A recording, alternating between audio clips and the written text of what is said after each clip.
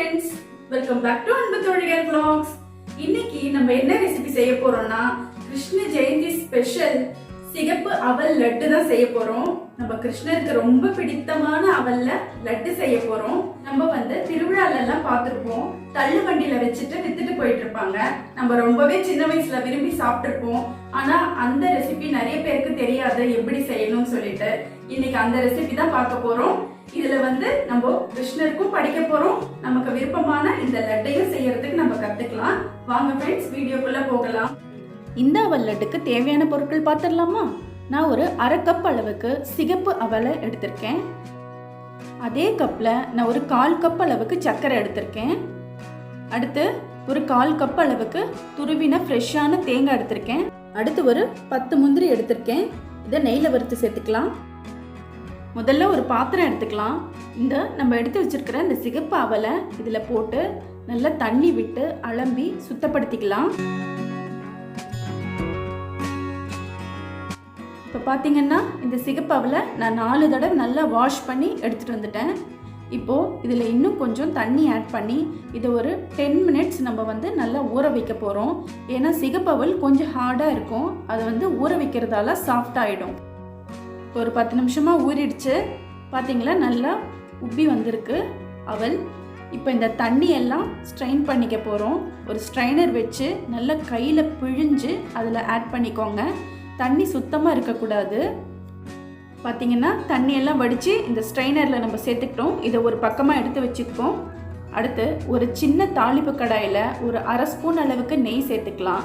நெய் நல்லா உருகினது பிறகு நம்ம இந்த எடுத்து வச்சுருக்கிற முந்திரி பருப்பெல்லாம் போட்டு இதில் நல்லா பொன்னிறமாக ஆகிற வரைக்கும் நம்ம வறுத்து எடுத்துக்கலாம். இப்போ ஒரு பாத்திரத்தை எடுத்துக்கலாம். இப்போ நம்ம ஸ்ட்ரைன் பண்ணி வச்சுருந்தோம் இல்லைங்களா அந்த அவலை இப்போ இந்த பாத்திரத்தில் நம்ம சேர்த்துக்கலாம். எவ்வளோ ட்ரையாக இருக்குது பாருங்கள், இப்படி தான் இருக்கணும்.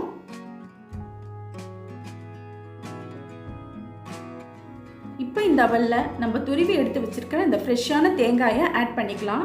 நான் இங்கே ஏலக்காய் ஆட் பண்ணல. உங்களுக்கு அந்த ஃப்ளேவர் பிடிக்கும்னா ஏலக்காய் பொடியை இந்த ஸ்டேஜில் ஆட் பண்ணிக்கலாம். சேர்த்து நல்லா கலந்து விட்டுக்கோங்க. இப்போ ஸ்டவ் ஆன் பண்ணி ஒரு நான்ஸ்டிக் கடாயை வச்சுக்கலாம். இப்போது நம்ம எடுத்து வச்சுருக்கிற இந்த 1/4 கப் சர்க்கரையை இதில் சேர்த்துக்கலாம். நான் 1/4 கப் சர்க்கரை எடுத்திருக்கேன். உங்களுக்கு இனிப்பு இன்னும் தேவைப்படும்னா நீங்கள் 1/2 கப் சர்க்கரையாகவும் ஆட் பண்ணிக்கலாம். இப்போது இந்த சர்க்கரை மூழ்கிற அளவுக்கு கொஞ்சமாக தண்ணி சேர்த்துக்கலாம். தண்ணி சேர்த்து இந்த சர்க்கரை நல்லா கரையிற வரைக்கும் ஸ்டவ்வை மீடியம் ஃப்ளேமில் வச்சுக்கிட்டு நம்ம கிண்டிக்கிட்டே இருக்கணும்.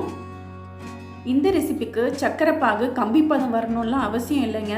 சர்க்கரை நல்லா கரைஞ்சி பிசுபிசுப்பு பதம் வந்தாலே போதுமானது. இப்போ நம்ம செக் பண்ணி பார்த்துக்கலாம். பிசுபிசுப்பு பதம் வந்துருச்சு. இப்போ ஸ்டவ்வை சிம்மில் வச்சுக்கலாம்.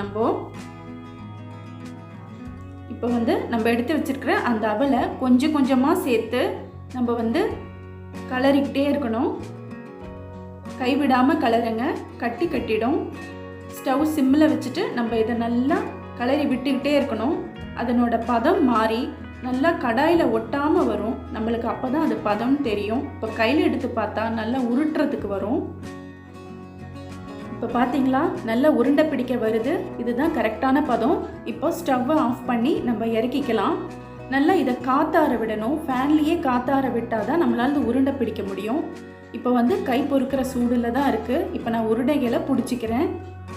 இது போலவே எல்லா உருண்டைகளையும் நம்ம பிடிச்சி வச்சுக்கலாம். எல்லா உருண்டைகளும் பிடிச்ச பிறகு அது மேலே அலங்கரிக்க நம்ம வறுத்து வச்சுருக்கோம் இல்லையா அந்த முந்திரியை சேர்த்துக்கலாம்.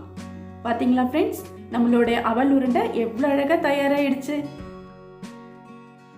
ஓகேங்க ஃப்ரெண்ட்ஸ், இந்த கிருஷ்ண ஜெயந்திக்கு இந்த அவல் லட்டு செஞ்சு நம்மளோட கிருஷ்ணருக்கு படைச்சு அப்புறமா நம்மளும் சாப்பிட்டு சந்தோஷமாக இருப்போம். அனைவருக்கும் கிருஷ்ண ஜெயந்தி தின நல்வாழ்த்துக்கள். இந்த வீடியோ உங்களுக்கு பிடிச்சிருந்தா லைக் பண்ணுங்க, ஷேர் பண்ணுங்க, மறக்காம எங்க அன்பு தோழிகள் vlogs சேனலுக்கு சப்ஸ்கிரைப் பண்ணிக்கோங்க ஃப்ரெண்ட்ஸ். இதோட உங்ககிட்ட நான் அடுத்த வீடியோல சந்திக்கிறேன். அது வரைக்கும் பாய்.